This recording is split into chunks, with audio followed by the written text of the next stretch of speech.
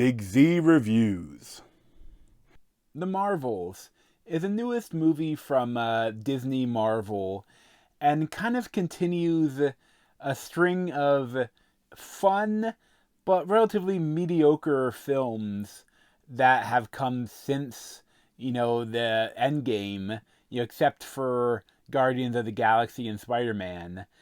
And it's good, but I don't see myself coming back to this one that much. This is just the beginning.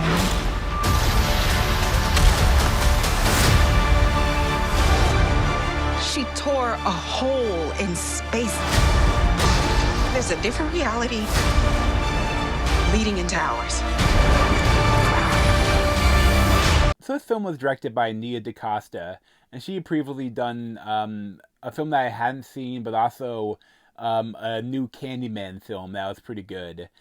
And this is actually, so much was focused on how this movie is underperforming, but at the same time, this was the biggest release for a female black director ever. So it's kind of got lost in the hullabaloo of all the people trying to badmouth it with what an accomplishment that was. And this is, I was not a huge fan of the original Captain Marvel. I watched it and liked it, but it's never been a Marvel film that I went back to and watched repeatedly. I think the second time I watched it was getting ready, before watching the new movie, I went back and watched Captain Marvel. And, it's fine.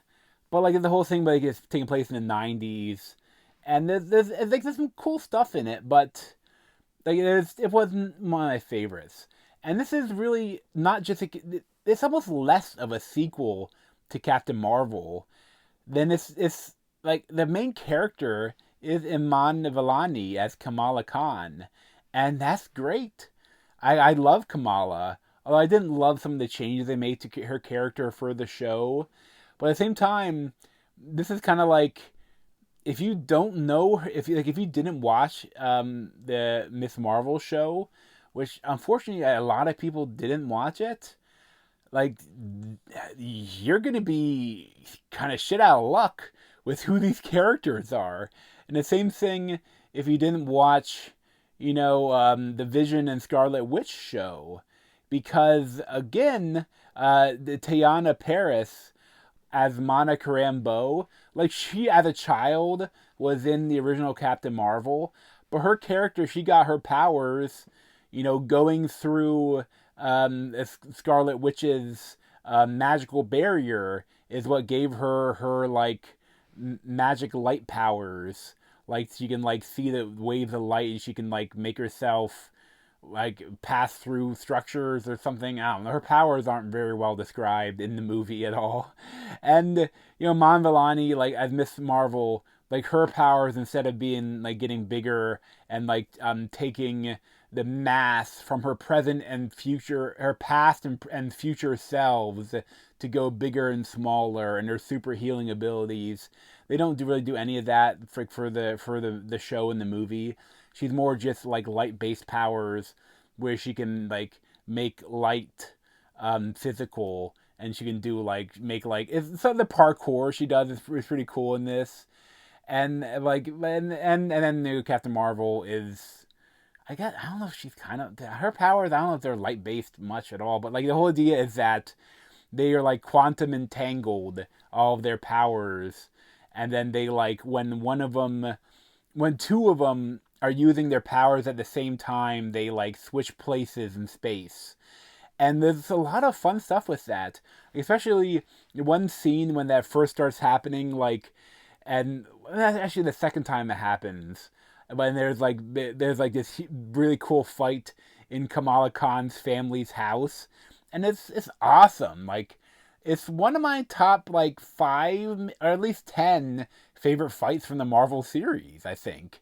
And it's too bad though that that's the first big fight scene, and none of the other fight scenes kind of reach that level. There's some fun stuff, but I love that scene. And again, it is a shame that more people don't know about Miss Marvel and Iman Vellani. And it's also a weird thing that happened during the strike, and then they came out like right before the strike ended.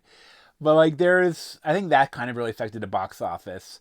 And I think too that this whole thing that now, if you just had to watch the movies, then there's not that much to catch up on. But now, with all the shows, some that aren't that great, like you have to watch them too, or you know what's going on. But then sometimes you don't have to watch it because like I had started the Secret Wars and then got two or three episodes in and didn't finish it because it just wasn't very good. But then, because I figured this is Samuel L. Jackson as Nick Fury, and he's a big part of the Captain Marvel series. That the way the MCU is presenting him. Like I thought that, I better finish that because it'd probably be important for this film, and it's not. You don't have to watch Secret Wars at all, which is a little odd, because it's like it's pretty dark, the Secret Wars, especially the ending. Just a spoiler for Secret Wars, but at the ending, the president of America like declares war on all the scrolls and any like alien life in America. That like if like they're like you're immediate, if you're a scroll, if you're an alien, in America, you're a terrorist, basically.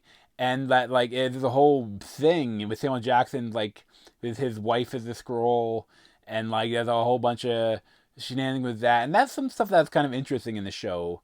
But like the way it ended, it was kind of a dark, depressing ending, and you don't know what's gonna happen there. And you go to in this one, and it's like he's all happy and doing jokes, and having fun on the spaceship, on the with a bunch of the cat flirkin babies, and it's like the tone is such like if you just watch the ending of Secret Wars to prepare to watch the Marvels, it is jarring. But I mean that I hope, but I think that not many people watch it, so I think it'd be a benefit. I would say don't watch Secret Wars before you see the Marvels, because the Marvels is a lot better than Secret Wars. And the same thing, like if you like, it's interesting though that you're reaching that point where you have to like they didn't do anything to kind of show you their powers in this world. Like if you've never seen Miss Marvel, who is this character? I think, oh, okay, she's a girl that is a fan of Captain Marvel. And that's like all you really know about her. Like they don't take time to introduce a character. And I know that you have time is precious in a movie like this. But if you haven't watched it, I think it would be a tough starting point for the film, because she is kind of your entrance character. And Iman Vellani, I love her. She's great. And there's a lot of fun stuff with her, like the fan worship of Captain Marvel, and then actually getting to work with her. And I love like her comics, and some of the other ones around there, like kind of got me back into my love of comics, and like reading like series as they came out instead of as like everyone wants to catch a graphic novel, actually like collecting the comics as they come out. And like her, like Miss Marvel and Squirrel Girl and Saga. Like there's some like really and got me into loving comics again, among other stuff. But I will say though that there are aspects of this film that makes me want another Captain Marvel film. But like this whole thing that at least we kind of seen where the other two characters have been recently, in the Disney Plus shows. But for Brie Larson as Carol Danvers, like we haven't seen her. Like she kind of abandoned Earth. I know the whole thing she came back, for the big Endgame stuff, but like we don't know who she is. And like in the movie, in the Avengers movie, she's very serious. But like she's serious, but she has a lot more fun stuff. And there's a really weird scene where they go to this world where their language is music, and like it's like you're in a musical, and it's fun. I had a lot of fun with it. I think the one guy is some famous K-pop star. It's like the prince that she is married to. Like, and I love the idea of like having her space adventures, and you get a little bit of that. But like it feels almost out of place for the rest of the film a little bit. But at the same time, like I would want to see her going on adventures. Like my favorite run of Captain Marvel that I've read was her just like going on adventures. Like she had her own ship and he had like a crew, and like she was like had this some random like shenanigans on these planets that was really fun. And but then that kind of run ended, and they got a new one. I got the issue one and then didn't like it at all and didn't continue reading it. But like there's stuff here that shows that I think it could have been a really good film. But I think the biggest problem, like the main villain is Zawe Ashton as Dar Ben, and she's like a Kree Inquisitor, like the guy from the Guardians of the Galaxy movie.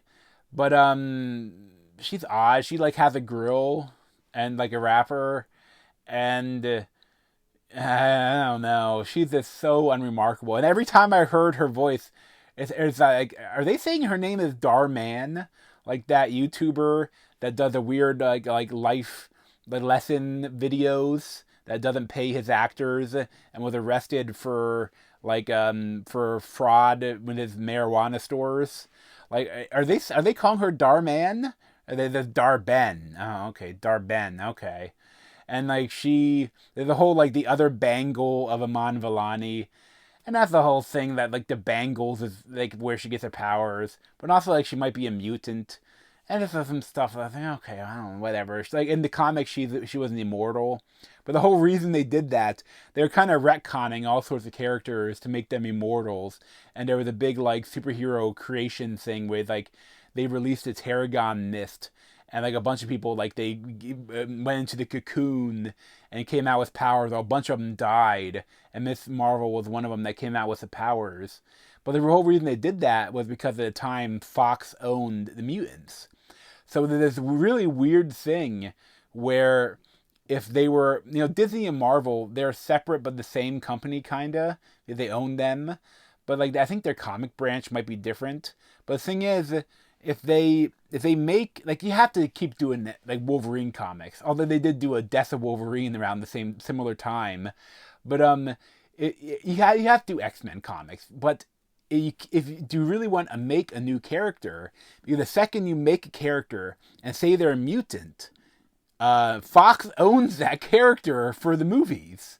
So like, what do? You have to. Well, we have this other branch of superheroes that were created by the Kree modifying the human genome. And so like, well, we could do them.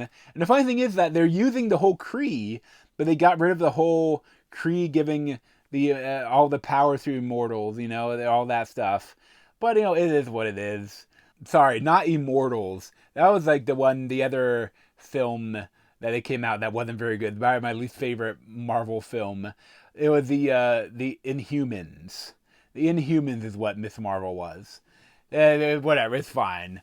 That doesn't really matter. It's all just another form of superhero instead of that's not mutant. But that's kind of like the easiest way to get new superheroes to have them be mutants. And like that, I don't know. It's just there's some fun stuff here, and like seeing in IMAX, I loved it. I always have that IMAX thing, where especially some of these newer films I haven't rewatched much, just because I know I had a great first experience seeing in IMAX, but I'm worried that like when I look back on it, the movies haven't been that great. So like, do I really want to see it at home and not have a good experience, or can I just let the IMAX experience live in my mind as the only experience of the film? But it's just the villain sucks. The characters, like the camaraderie is cool. I would have rather just had them have fun journeying like across the cosmos instead of having the weird Kree Darman villain that is with the grill. That's it's just completely forgettable. But as a whole, I enjoyed it. I probably give like an 8 out of 10. There's a lot of fun to be had here, and I think that if people give it a chance, they would really enjoy it. But it definitely isn't remarkable. It's not a standout of the MCU, but it's fun. and I would recommend it. But thanks for watching. If you want to see more of me, you can subscribe down below. Thanks.